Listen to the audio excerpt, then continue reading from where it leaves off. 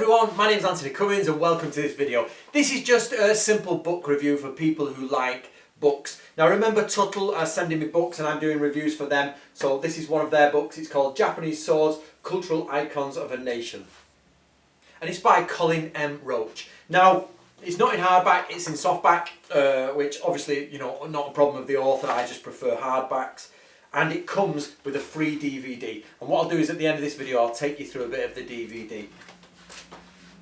Now, to be honest, I'm going to be 100% honest with you. I'm struggling to do a review for this book, not because it's a bad book at all by any means. I think the author has done a great job and I think it's a beautiful book. However, I'm struggling because it's everything I don't agree with the samurai. So let me get this right. I think the book is good.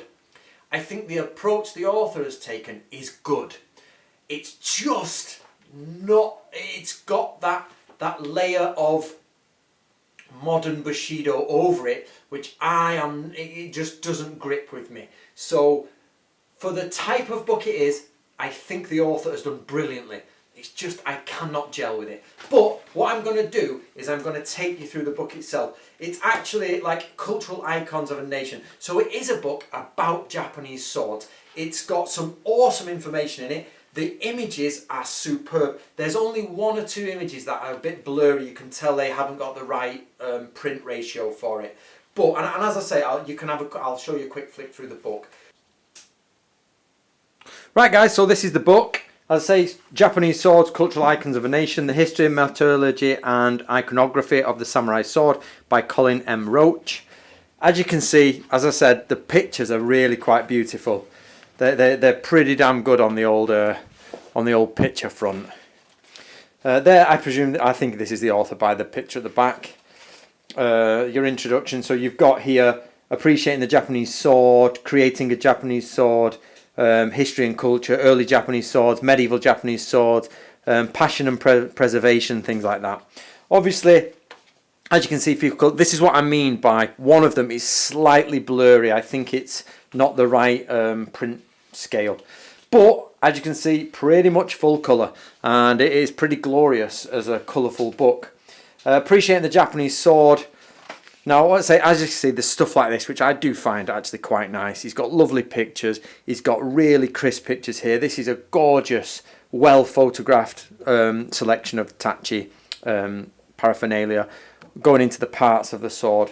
I did want more, to be honest, like on the hamon, I did want more information, as in I don't think it's all the hamon, and I don't think it's all the tip types, because I looked up in the glossary for tip types, and he didn't really give you any more than that, which I didn't like.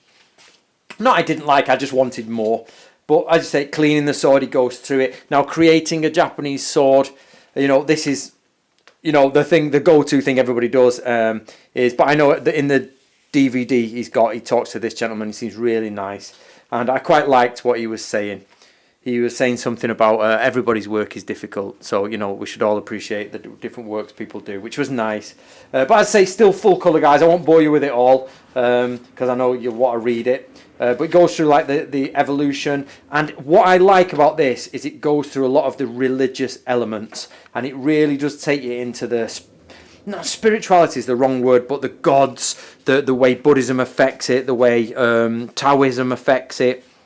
It's got all that in it. It's got some, as I say, gorgeous pictures. The main thing are the pictures here, but this is what I see, like the holy Fudo Sutra. We've got Fudomyo, and he goes through the different bits of that. My only downside is he seems to put a lot of his, you know, this idea of a Zen philosophical path and swordsmanship, which is a very modern idea, really. You know, I'm not saying you can't find it in the medieval period, but it's very much a modern concept, the sword.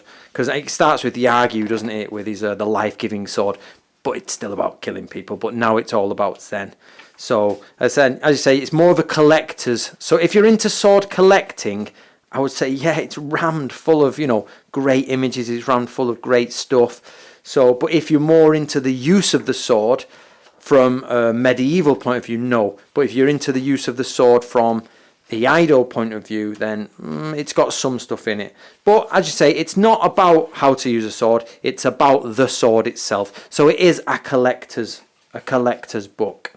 Right, that's basically a quick run through it. We'll get onto the DVD in a minute. I'll have a look. And as I say, he's got here part 3, The Art of Swordsmanship, where, you know, he goes through and talks about Iaido. As I say, he's got some, obviously, the scrolls he has become qualified in, which is great. I like to see people doing that sort of stuff, you know, getting its scrolls as they are done originally.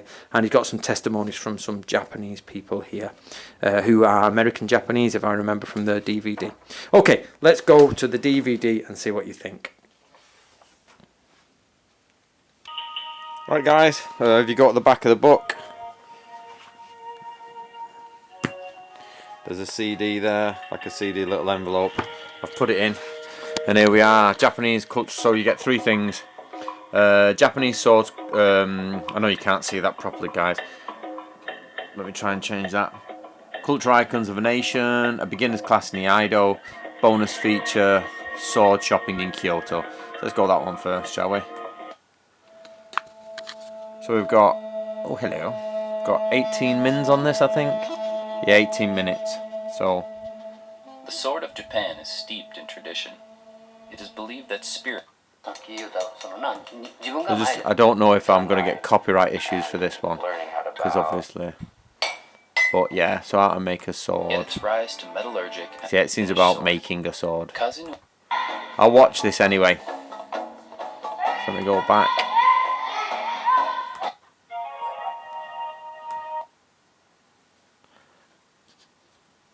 Oh, okay, so if you can't see that, guys, basically it says entering a dojo, bowing out, cleaning the sword, folding the hakama, leaving the dojo. Should we watch folding the hakama?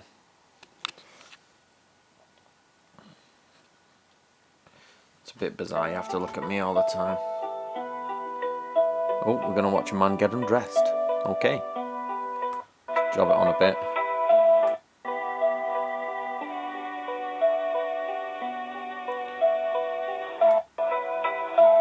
Okay, yeah, so that's pretty cool. So let's go back to root menu. First we bring our left hand up, thumb at the 1 o'clock position. Be sure not to clip over the edge.